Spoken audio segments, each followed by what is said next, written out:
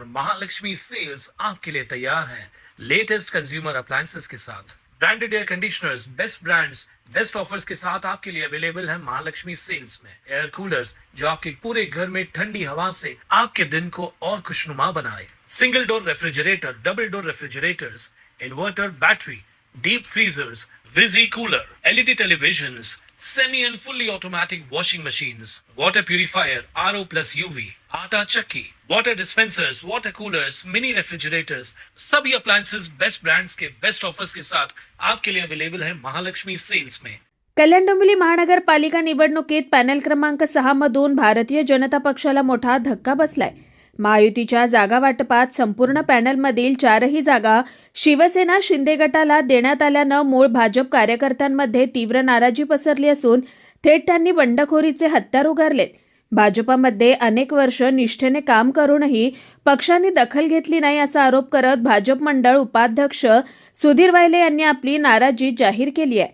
त्यांच्या नाराजीला इतर कार्यकर्त्यांचाही पाठिंबा मिळाल्यानं परिस्थिती अधिकच गंभीर बनली आहे। याच पार्श्वभूमीवर पॅनल क्रमांक 6 मधून 4ही भाजप कार्यकर्त्यांनी पक्षाच्या अधिकृत भूमिकेला छेद देत अपक्ष उमेदवारी अर्ज दाखल केलेत। सुधीर वायले, सचिन यादवाडे, तृप्ती भोईर आणि नीता देसले यांनी बंडखोरी करत निवडणूक रिंगणात उतरण्याचा निर्णय घेतलाय। स्थानिक भाजप कार्यकर्त्यांचं म्हणणं आहे की जमिनीवर काम करणाऱ्या संघटन वाढवणाऱ्या कार्यकर्त्यांना डावलून बाहेरील राजकीय समीकरणांनुसार निर्णय घेण्यात आले। त्यामुळे कार्यकर्त्यांचा संयम सुटला असून हा लढा स्वाभिमानाचा असल्याचं बंडखोर उमेदवार सांगत आहेत। दरम्यान या बंडखोरीचा थेट परिणाम पॅनल क्रमांक 6 मधील महायुतीच्या गणितावर होण्याची शक्यता असून भाजप शिंदे गटातील अंतर्गत असंतोष पुन्हा एकदा उघड झालाय। पुढील काळात पक्षाचे वरिष्ठ नेते या बंडखोरीवर काय भूमिका घेतात याकडे राजकीय वर्तुळाचं लक्ष लागलंय। प्रभाग क्रमांक 6 मध्ये आम्ही बरीच वर्षापासून काम करत आहे। काम करत असताना भारतीय जनता पार्टीला तिथे एकही सीट मिळाली नाही। त्यामुळे लोकांचे कामं करण्यासाठी आज आम्ही इथे अपक्ष उमेदवारी अर्ज दाखल केला आहे।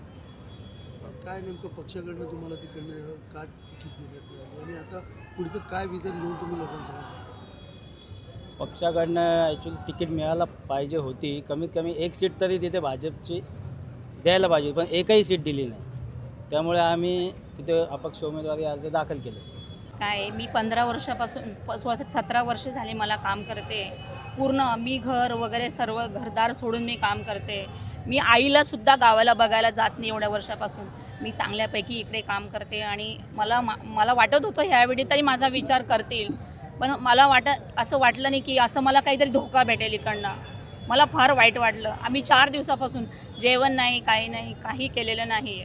पण काय करणार आता? आम्ही आमचा विचार केला आहे की आम्ही अपक्ष लढणार आहे असं। कुणाल म्हात्रे, स्वानंद मीडिया, कल्याण। ताज्या घडामोडींसाठी स्वानंद न्यूजला सबस्क्राईब करा आणि बेल आयकॉनवर क्लिक करा।